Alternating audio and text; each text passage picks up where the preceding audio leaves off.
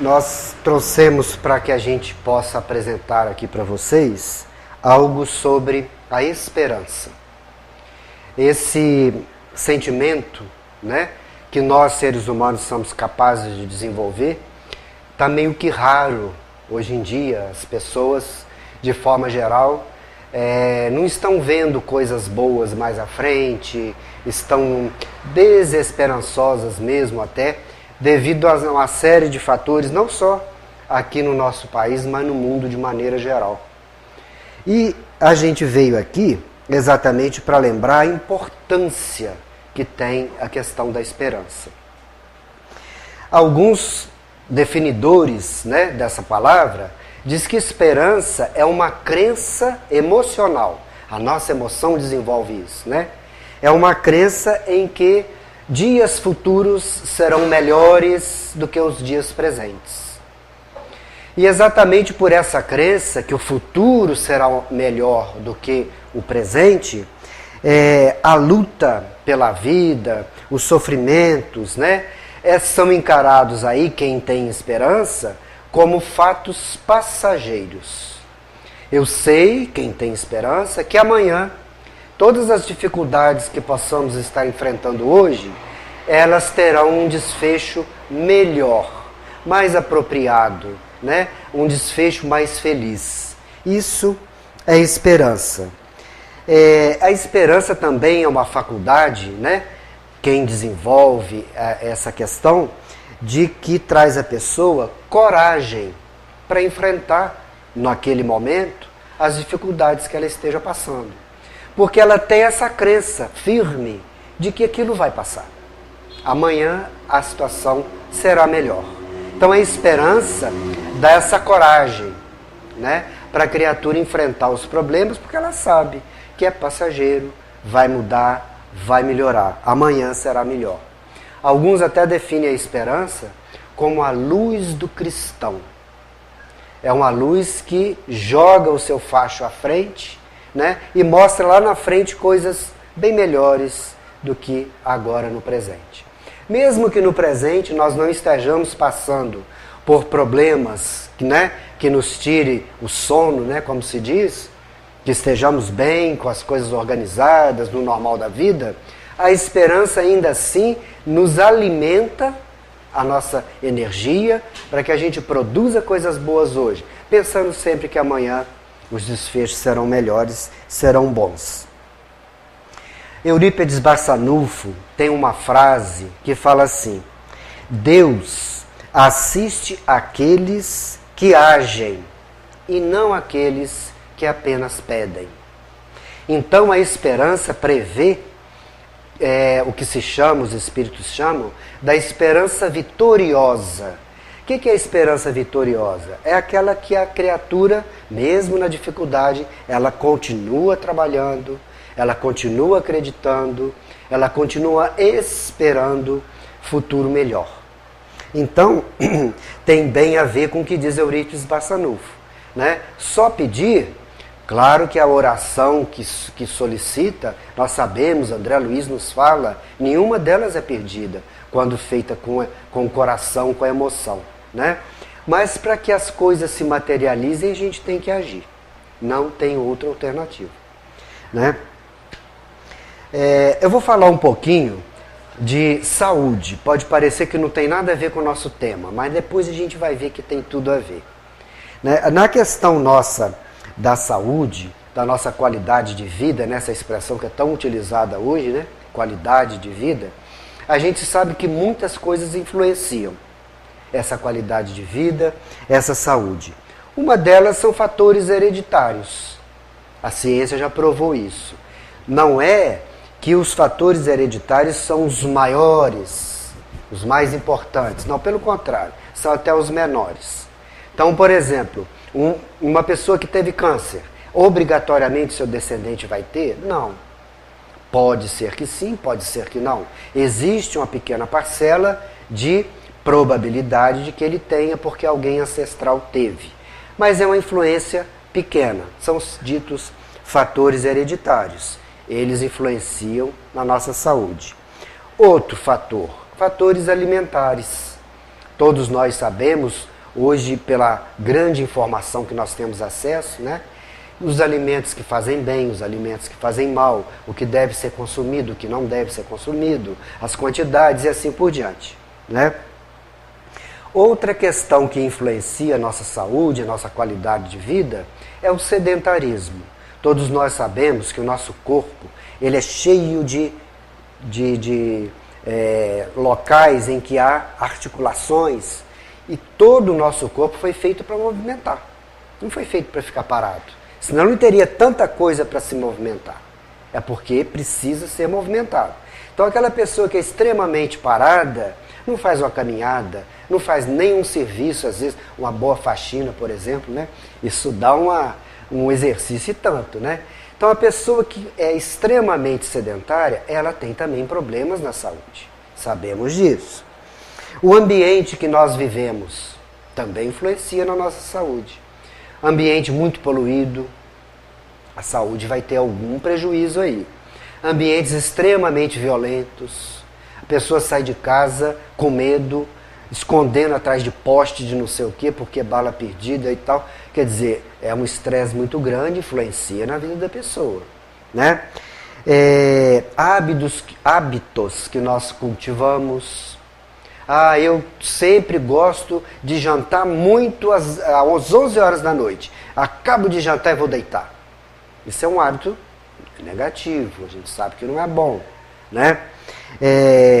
E os nossos pensamentos, esses então têm uma força extraordinária na nossa saúde, né? No livro Domínios da Mediunidade, André Luiz, ele quando visita uma reunião mediúnica e observa as pessoas, porque sabemos nós que os espíritos desencarnados, notadamente esses de categoria mais alta, eles conseguem perceber tudo aquilo que a pessoa está pensando através do que ela exterioriza.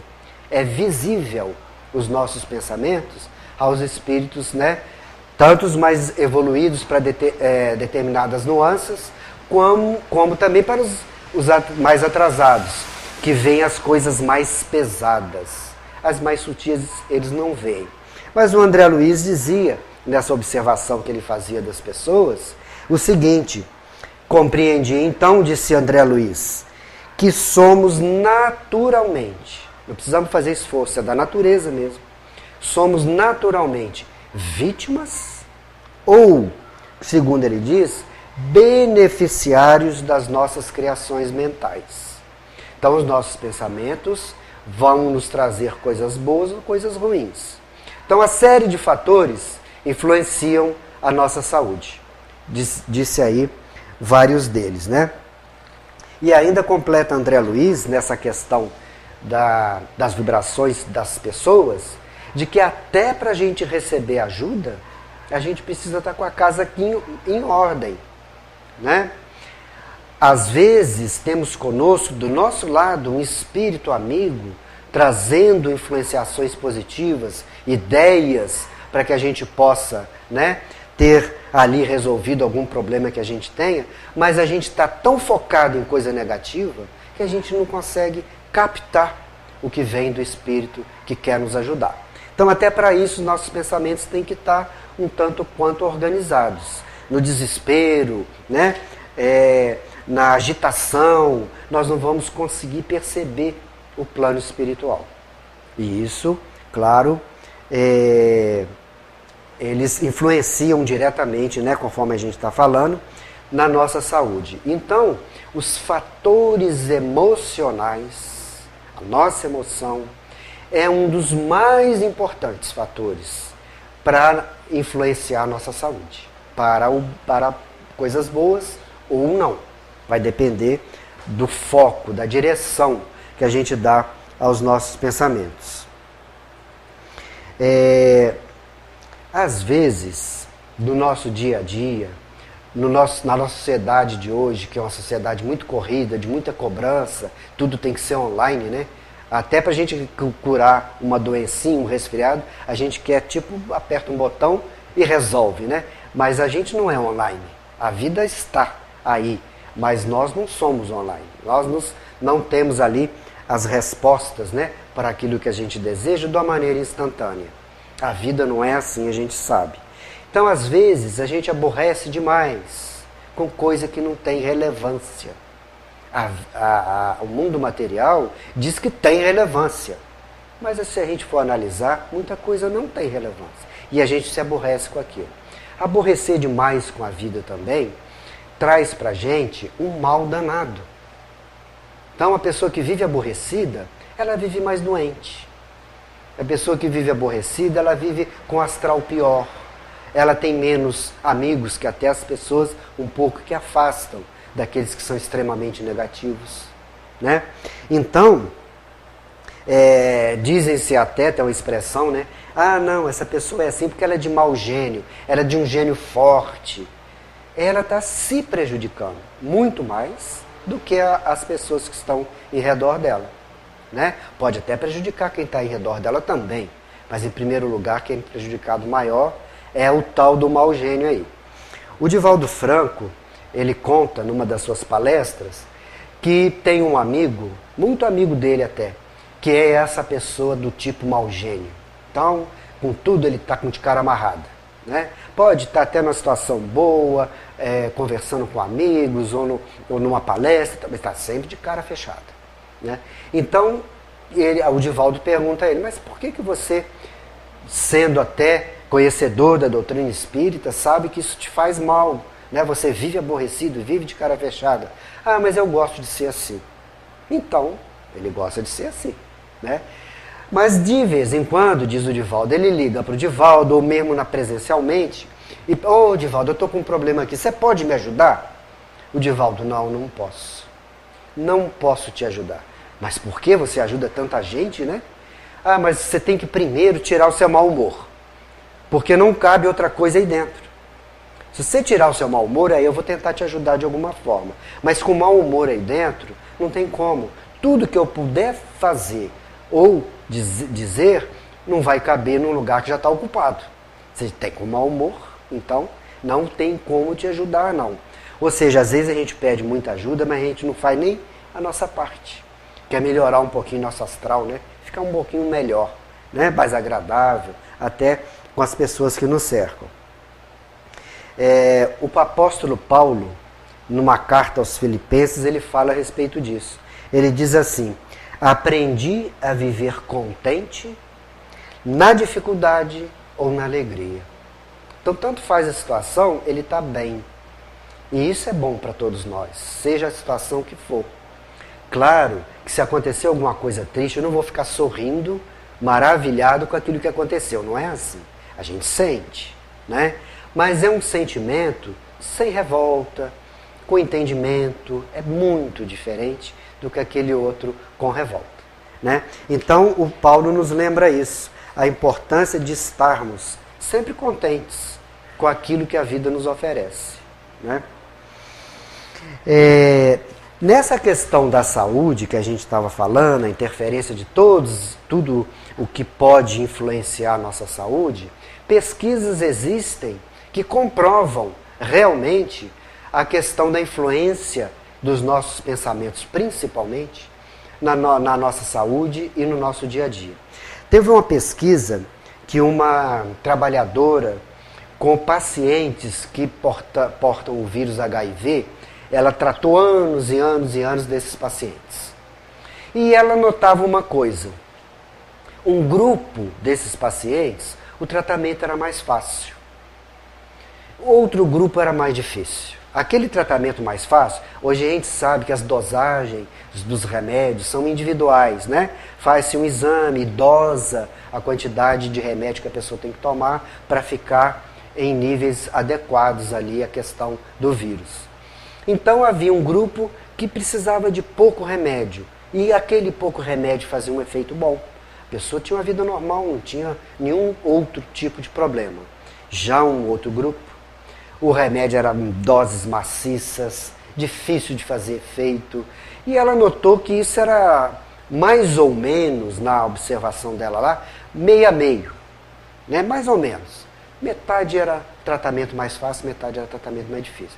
E isso chamou a atenção dela como pesquisadora, como trabalhadora na área ali. E ela procurou levantar o que tinha o grupo de tratamento fácil de diferente do grupo de tratamento difícil.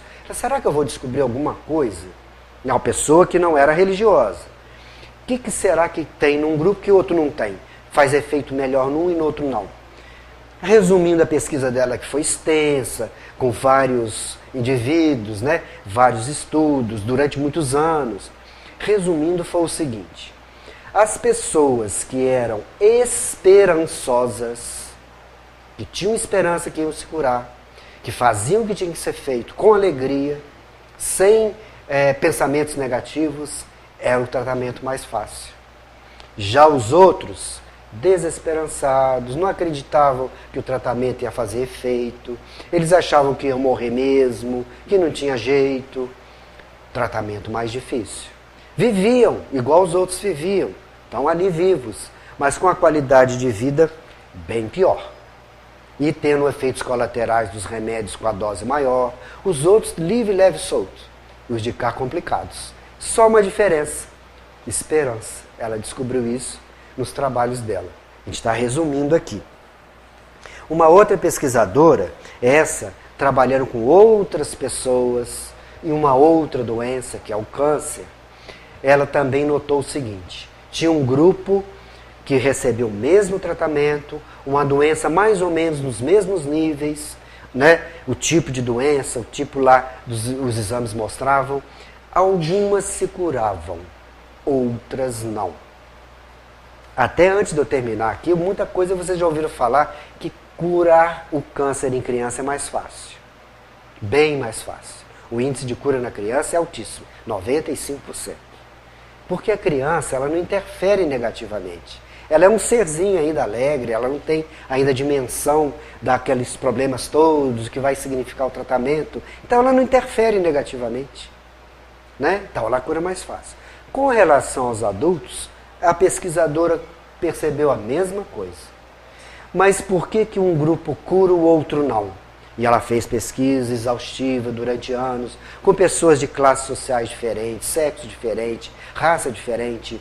E os grupos eram tudo misturado. Tinha um monte de mistura que curava, classe social diferente, sexo diferente, se era homem, se era mulher, e os que não curavam.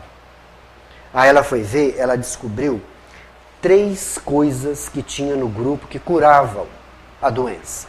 Primeira delas, aceitação da doença. Negar a doença é atrasar tratamento, é achar que o tratamento não vai ter jeito, já é negativo. Então a pessoa, em primeiro lugar, aceitava a doença.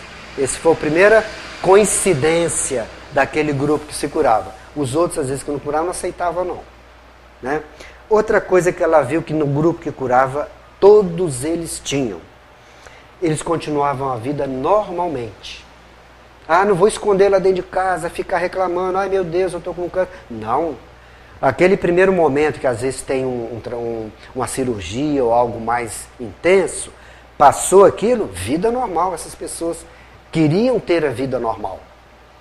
Continuavam trabalhando voluntariamente no bem. Então eram pessoas ativas, otimistas e esperançosas.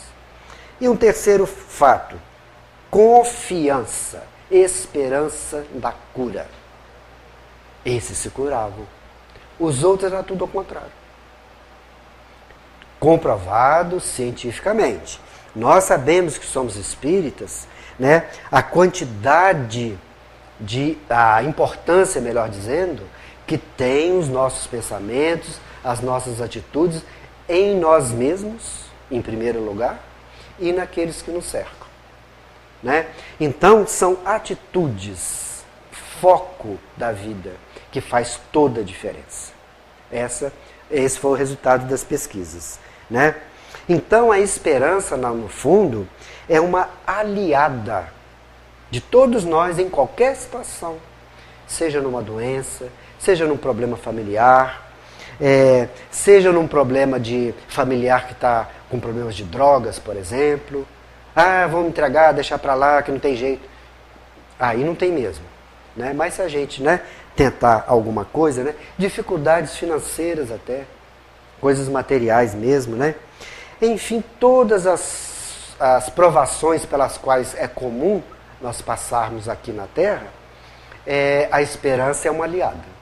Aliada para passar por tudo aquilo de uma maneira mais tranquila.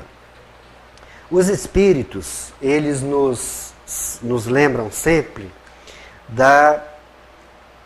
que a esperança é essa aliada, né, que nós nos referimos, e eles nos orientam, nos sugerem para que nós nunca nos imaginemos sem esperança. Não deixa se levar por essa de não ter esperança. Os espíritos nos recomendam. Por quê? Porque eles sabem que a esperança é isso. Pensamento positivo, vibração harmoniosa, que vai de encontro às próprias células, se for o caso de uma doença, para tentar resolver o problema. Otimismo, esperança. Né? E muitas vezes também nós passamos por situações que a gente até exagera. Nossa, aconteceu isso e isso, vai acontecer aquilo outro, e mais o outro. A gente fica criando uma situação difícil que às vezes não vai nem acontecer. Então a gente cria fantasmas que não vão acontecer. Então a gente passar pela situação difícil mais light, com mais esperança, pedindo, claro, o auxílio dos amigos espirituais, se a gente vai conseguir ouvir a sugestão, vai nos levar a um caminho, a um final melhor. Né? Então, em qualquer situação de dificuldade, ou mesmo que não tenhamos dificuldade, a gente deve deixar a esperança sempre coladinha do nosso lado, nossa aliada, nossa amiga, para a gente vencer tanto a vida normal quanto uma dificuldade que possa acontecer. Existe ainda no plano espiritual, mas daqui na Terra ele já desencarnou. Um pastor americano. Esse pastor, ele tinha uma frase, e ele tinha um programa muito importante na década de 70, nos Estados Unidos. Era um programa de televisão que as pessoas ouviam no país inteiro e era transmitido até para outros países também. Tal a importância que tinha esse pastor na religião dele lá. E ele tinha uma frase que a gente vai repetir aqui, que era a seguinte: floresça onde você estiver plantado. Floresça onde você estiver plantado. Florescer é dar boas flores e bons frutos, produzir coisas boas. Onde você estiver plantado, em qualquer situação, né? Que a pessoa esteja passando, mesmo que seja uma situação momentaneamente, sabemos nós, todas as situações difíceis são momentâneas, passageiras, mesmo que estejamos aí, a gente pode produzir. É o caso daqueles doentes, mesmo com a doença, estou lá fazendo trabalho voluntário, estou ajudando e a vida melhorando. Né? E aí ele deu um exemplo para explicar o que ele quis dizer com essa frase. Floresça onde você estiver plantado. E ele conta a história de uma moça muito rica, americana, que morava em Los Angeles. Vivia ela no verdadeiro palácio, né? Tal a riqueza da família, mas eram pessoas muito centradas, ajudavam os semelhantes e tudo. Então eram pessoas boas. Não tem nada a ver riqueza que tenha que ser pessoas más. Né? A gente sabe que essa relação é falsa. A pessoa pode ser boa em qualquer situação, ou má em qualquer situação. Mas era uma família muito rica, essa moça ali, né, fazia parte da família e ela se resolveu a casar com o noivo, que já vinham namorando e tudo há algum tempo, e resolveram que chegou a hora do casamento. O noivo dela era militar. E ele, já também, né, com a convivência e tal, concordou, resolveu, é isso mesmo, a vida nos encaminhou para esse desfecho. E resolveram marcar o casamento. Marcaram o casamento, de acordo com os pais de ambos e família e tudo mais.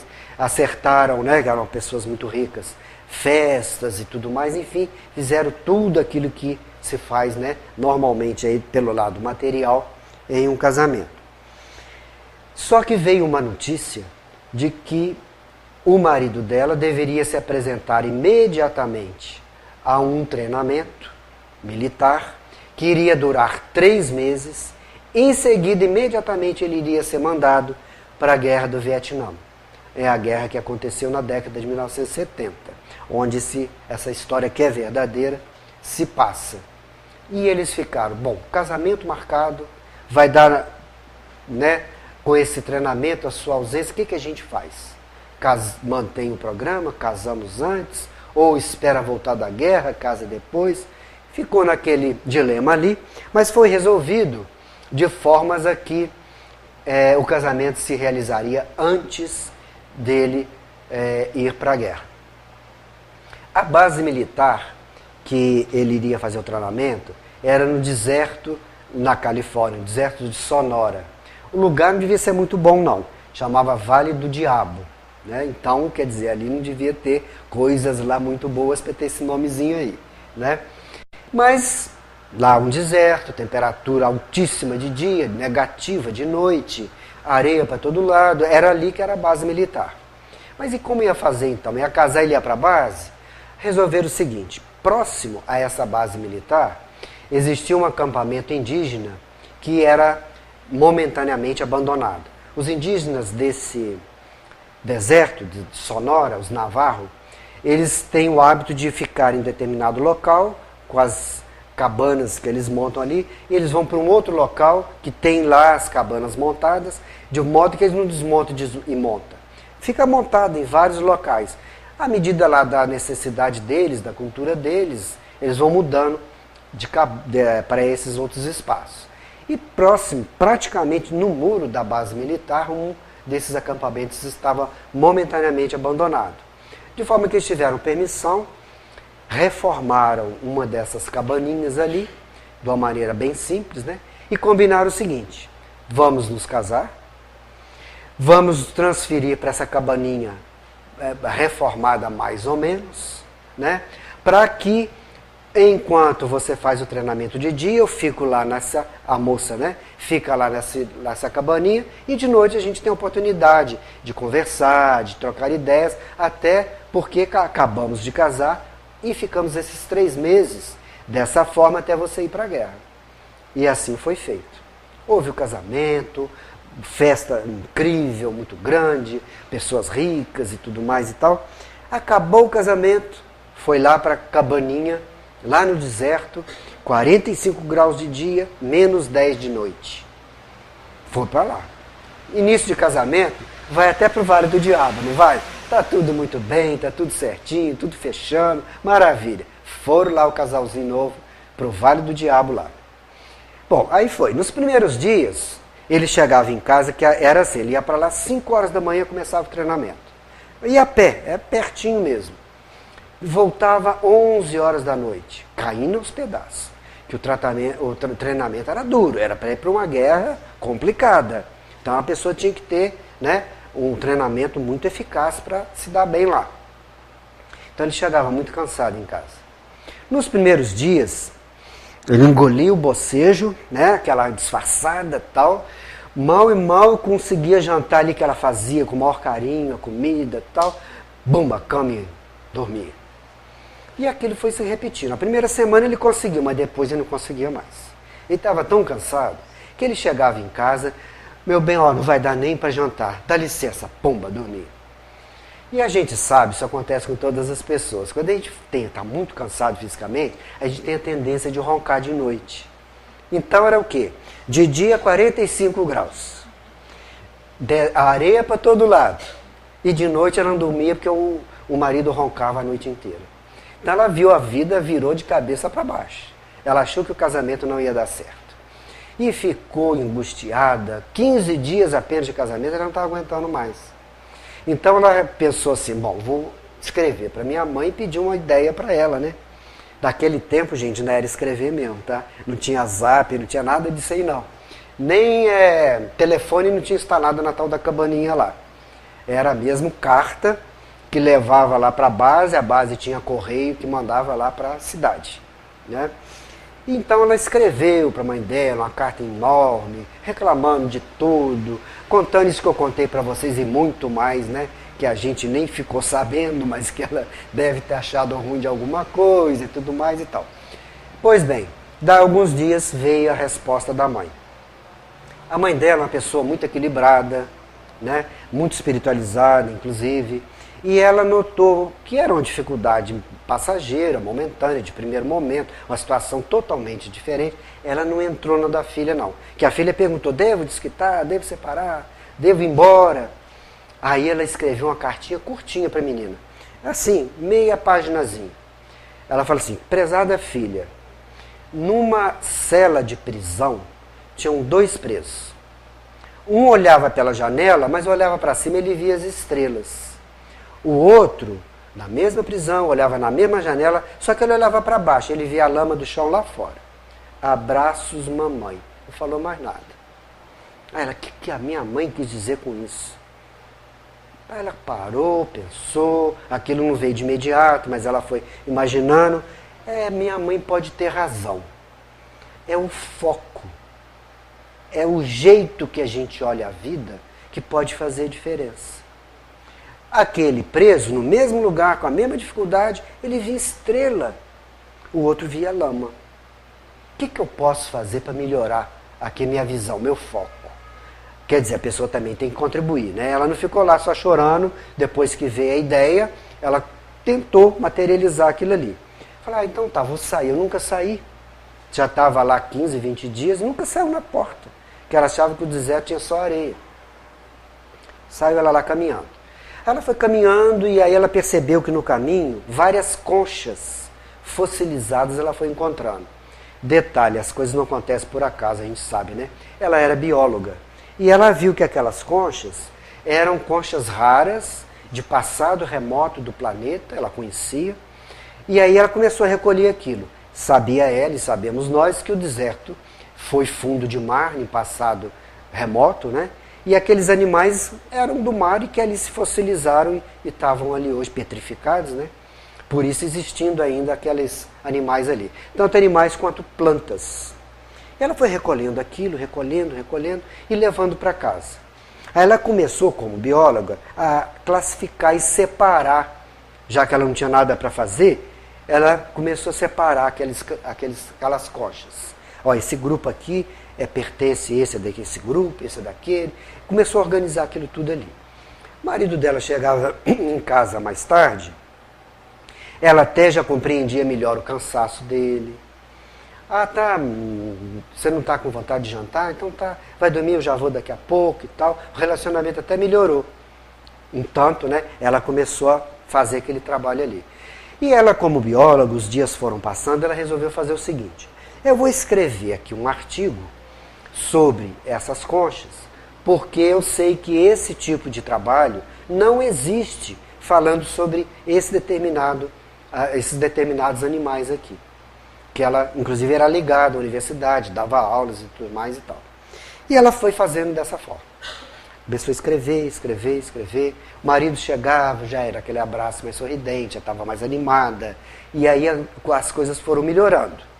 Numa dessas caminhadas, ela chegou mais à frente e encontrou um acampamento dos Navarro, com eles ali morando, os índios. Aí ela chegou, observou e notou que eles estavam fazendo um trabalho de artesanato que ela achou fantástico.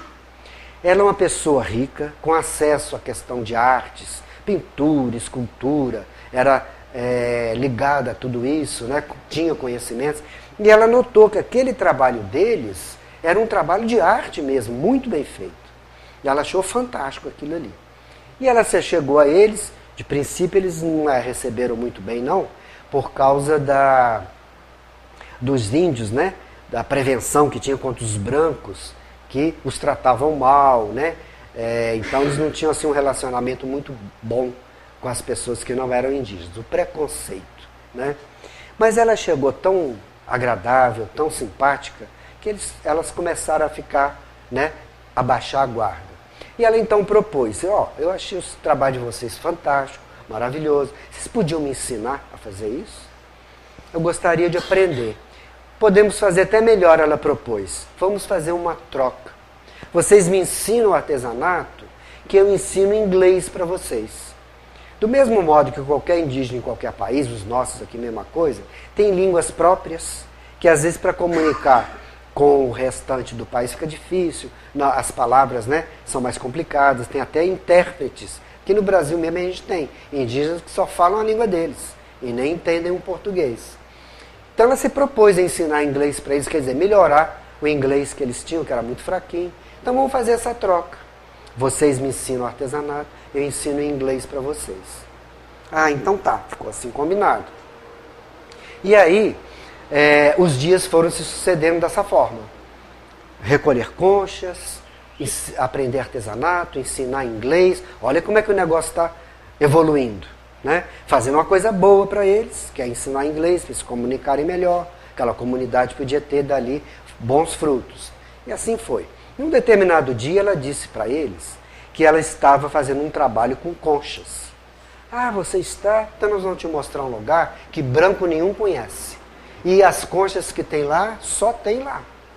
Que nós conhecemos bem o local que a gente vive. Levou ela lá e ficou maravilhada. Realmente, nem lá no caminho as que ela tinha recolhido eram iguais àquelas. O trabalho dela volumou lá num dos artigos que ela estava fazendo. Ela ficou maravilhada com aquilo tudo. E a vida foi prosseguindo dessa forma.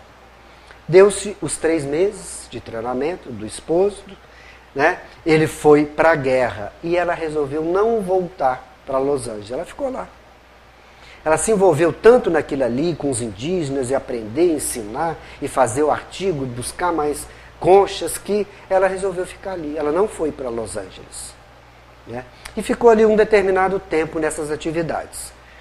Num determinado dia, ela viu que chegava uma pessoa na tribo, recolhia toda a produção dos indígenas e levava. E ela perguntou, mas é essa pessoa então que leva o trabalho de vocês? Ah, ele leva, mas ele disse que não vale quase nada. Aí volta aqui pra gente com tão pouco dinheiro que mal e mal dá pra gente fazer alguma coisa com o dinheiro que ele traz. Ela pensou, não está certo isso. Alguma coisa não está funcionando. Aí ela propôs para eles o seguinte, ela se declarou que era uma pessoa rica e tudo mais, eu vou abrir uma loja para vocês lá na cidade, em Los Angeles. E deixo as despesas tudo por minha conta no começo. Eu vou alugar, eu vou pagar os impostos, eu vou contratar até funcionários para arrumar tudo e vamos ver lá na frente o que vai dar. Se essa experiência progredir, daí vocês assumem daí para frente. Eu vou colaborar nesse começo. Ah, eles ficaram imensamente animados, os indígenas. Montou a loja, levou para lá, estava ali a produção deles maravilhosa, tudo arrumadinho. E ela, que é uma pessoa muito bem relacionada na sociedade de Los Angeles, avisou para todo mundo, mandou convite, tudo mais, inauguração da loja. O maior sucesso. Vendeu tudo.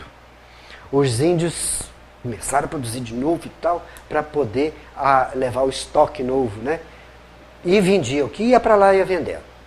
Foi tal sucesso que ela resolveu abrir outra loja. Ainda a moça que ajudou os indígenas. Abriu uma segunda loja na mesma cidade. Cidade muito grande, abriu lá no outro lado.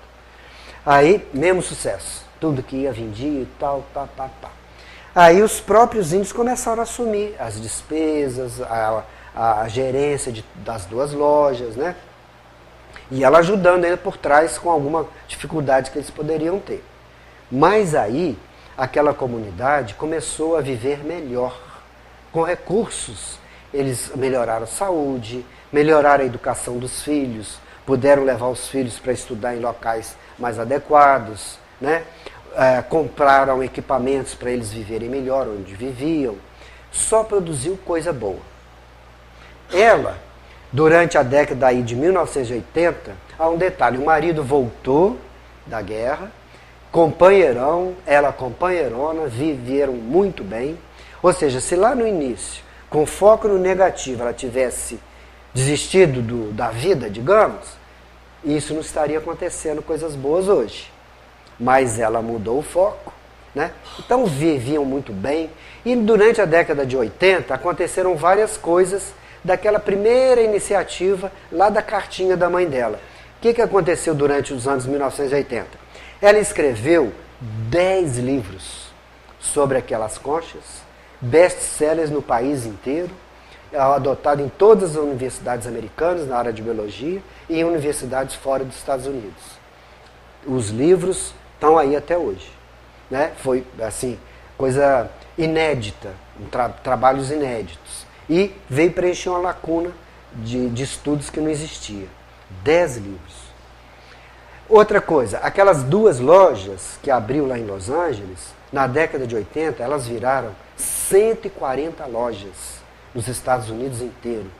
E as comunidades indígenas, não só os índios navarro, mas outros se associaram em outras regiões do país, fizeram a rede de trabalhos dos indígenas. Várias comunidades do país inteiro tiveram suas vidas melhoradas. Então, está aí um exemplo do floresça onde você estiver.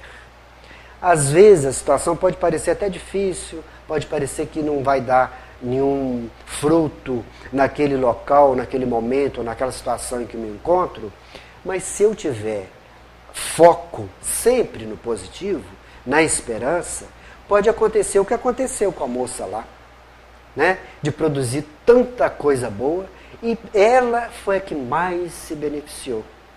Ela estava bem, de bem com a vida, feliz, né? E produzindo coisas boas e tornando muitas outras pessoas felizes, né?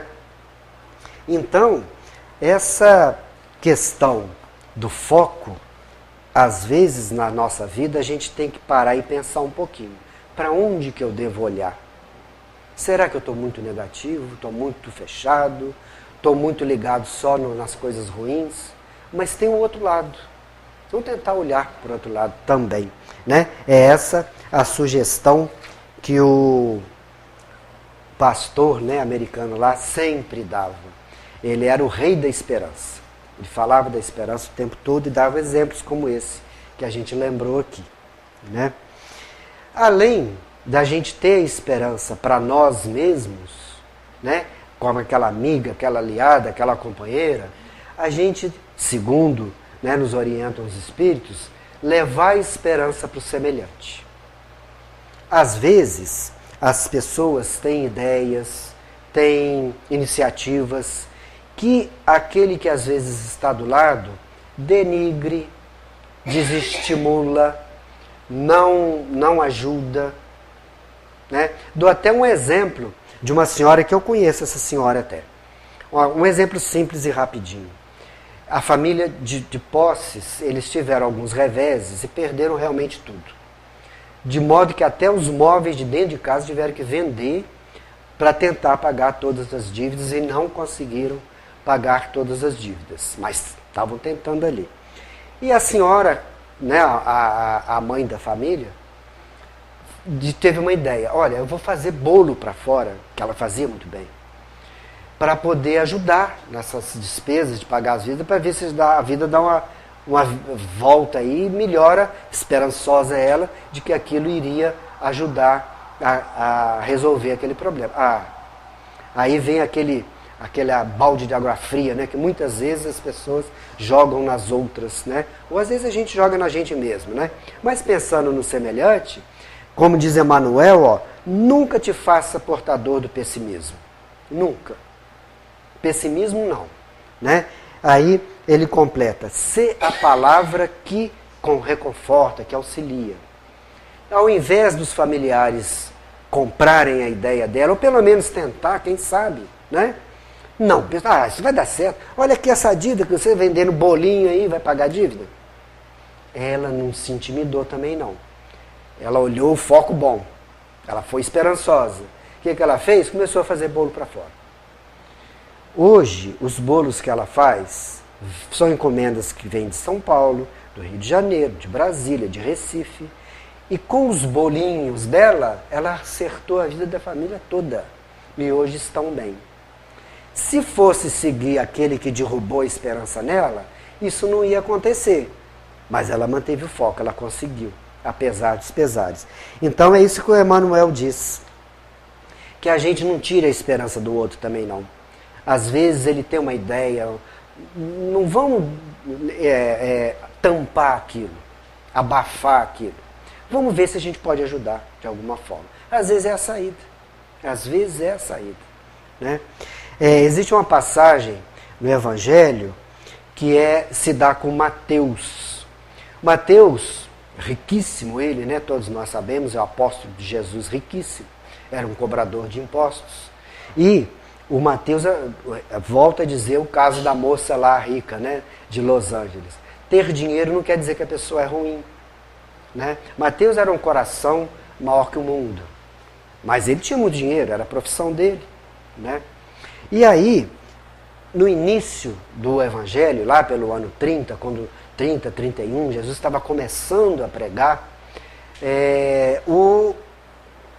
as pessoas, às vezes, não conseguiam se aproximar de Jesus. Até dissemos isso aqui quando falamos da Maria de Magdala, né? Por causa da quantidade de gente em torno das falas quando Jesus falava. Então era difícil chegar lá. O que eles faziam? Tentavam chegar a Jesus ou obter alguma orientação ou alguma cura através dos apóstolos, né? Tem até uma passagem, todos sabemos, que uma dessas multidões, tiram um telhado da casa do Pedro para descer um doente com corda na presença de Jesus, porque não conseguiam passar na porta de tanta gente que tinha ali. Então eram assim as pregações de Jesus, né? E aí eles recorriam aos apóstolos. Num determinado dia, 3 amigos foram visitar o Mateus, mas não para pedir. A maioria era para pedir, né? Mas eles eram para oferecerem ajuda, para espalhar o evangelho, a boa nova, né? Que eles diziam, no mundo, né? Aí os 3 tinham problemas. O nome deles, é difícil o nome deles, ó. Lisandro, ele era aleijado, andava de muleta. Aí existia o Áquila, também estava ali junto, né? Que até a família dele abandonou ele por algumas razões lá. E existia um morador de rua, que era o Pafos. Então um aleijado, um abandonado da família e um morador de rua. Os 3 foram oferecer serviços deles para o evangelho. O Mateus, não vai dar não. No início, o Mateus ainda não tinha compreendido, como todos os apóstolos foi assim no início, a grandeza da mensagem de Jesus, o alcance da mensagem de Jesus. Então eles achavam que, poxa, 3 pessoas desse vai ajudar em quê? Mateus pensava, né? Aí ele pegou e disse para eles, olha, não vai dar não, o que vocês vão fazer? Você é aleijado, você não tem nem onde morar, você e a sua família te abandonou. Então, olha, sinto muito, mas acho que não vai ser possível não. E ali eles foram embora, né? Cortou a esperança deles de ajudar, né? Eles estavam, porque já tinham ouvido Jesus falar e acharam que aquela mensagem era interessante, que merecia trabalhar para que ela, né, tomasse conta do mundo. Bom, passado alguns instantes, Jesus em pessoa foi à casa de Mateus. E Mateus relatou a ele esse fato. Estiveram aqui essas pessoas e tal. E Jesus, olha, os sofredores do mundo são aqueles que no fundo colaboram para a expansão das boas ideias. Porque eles já entenderam que as coisas do mundo não resolvem os problemas. As coisas materiais são passageiras. Mas eles já entenderam que a visão tem que ser por um outro foco, por um outro ângulo, né? Que é o ângulo espiritual. E aí o Mateus, tentando se justificar, né? Dizia, olha, eu penso que eles não vão conseguir ajudar na implantação do Evangelho. A gente tem que contar com os poderosos, com o imperador, né? Roma, naquela região, né? Que dominava, na Judéia, na época de Jesus. Ele é imperador, e ele relacionado com as pessoas ricas, né? Que ele era muito rico, muito importante, materialmente. Então essas pessoas é que vão abrir caminho para o Evangelho, né? Afinal são eles que governam o mundo, dizia Mateus para Jesus. Jesus, não. Quem governa o mundo é Deus, não são as pessoas. As pessoas são, eventualmente, né, aqui na Terra, momentaneamente, aqueles que materialmente levam os rumos, né, conforme eles devem tomar os rumos materiais. Mas quem governa o mundo é Deus. E repetiu, né? Devemos contar com aqueles que já viram que o lado espiritual é que vai resolver as questões do mundo e não as coisas materiais. São aqueles que já se desiludiram com as questões materiais. Mateus reconheceu que errou e tudo, né? Nesse dia especificamente foi o dia do Sermão da Montanha. E aí, na tarde daquele dia, na tarde e noite, Jesus, né, na montanha, por isso o Sermão da Montanha, numa elevação, ele pregou o Sermão da Montanha. E aí todos nós sabemos, né, que Jesus ali, no Sermão da Montanha, ele colocou que todas as pessoas que têm problemas, resumindo, né, são bem-aventuradas. Ele falou dos aflitos, daqueles que não têm justiça, né? Ou seja, ele pôs para todas as pessoas que essas dificuldades são passageiras, né? Essas dificuldades gerarão, se bem enfrentadas, felicidades futuras, né? E colocou todas as pessoas no mesmo nível de importância. Não tinha ninguém mais importante do que o outro, né? Dizem até que as bem-aventuranças é o maior tratado de esperança que o mundo já viu. Porque nas bem-aventuranças diz que qualquer problema, qualquer um, em qualquer momento, em qualquer tempo, em qualquer situação, vai ser resolvido, né? E aquele que resolver da melhor maneira, ele vai ter a sua compensação lá na frente, né? E ali acabou o Sermão da Montanha. Os três descendo entenderam, né, o que Jesus disse, bem ao contrário do que falou Mateus, né? Alegres, satisfeitos, vai ter jeito, a vida então tem jeito. A vida não é aquilo que ele falou lá que não dá para a gente fazer nada. Dá sim, Jesus falou que dá. Aí Mateus compreendeu, viu os três, né, descendo ali a montanha e tudo, reconheceu seu erro, pediu desculpas, né, e abriu a sua casa e as suas possibilidades no que fosse necessário para que eles pudessem colaborar na expansão do Evangelho. E assim fizeram. Então, a gente vê que a esperança, além de ser a nossa amiga, a nossa aliada, a nossa companheira, a gente não deve atrapalhar a esperança do outro, né? Deve, pelo contrário, conforme lembra Emmanuel, levar para eles otimismo, né? Levar para eles a nossa colaboração, aquilo que a gente puder fazer para que uma situação provável ali de problema possa ser resolvida. E a gente encerra com 3 frases. Uma delas já disse aqui também lá com Maria de Magdala, que é de Emmanuel no livro Renúncia. Viver sem esperança é o pior de todos os males. O pior. Ele não diz que é a doença, que é o problema financeiro. Não, é a falta da esperança. Essa sim, a falta dela é o pior de todos os males. Manuel está lá, registrou isso no livro Renúncia. Um outro dito espiritual afirma que a esperança é a única coisa mais forte que o medo. Quem tem esperança não tem medo. Ele sabe que vai passar.